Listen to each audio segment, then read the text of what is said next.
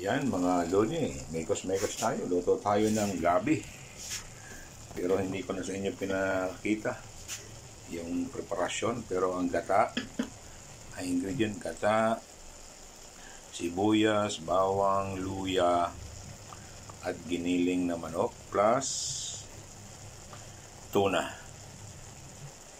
Ang ating mekos-mekos na ginataang laing. Ayan. Mekos-mekos yan. Salamat po. Mekos tayo mga lods sa mga sa ginataang laing. Yan. Itang lang. Dance for today. Friday. Ayan. Mekos-mekos tayo mga lods. Ginataang laing. Ayan. Na may sili. Tapos may sahog na tuna.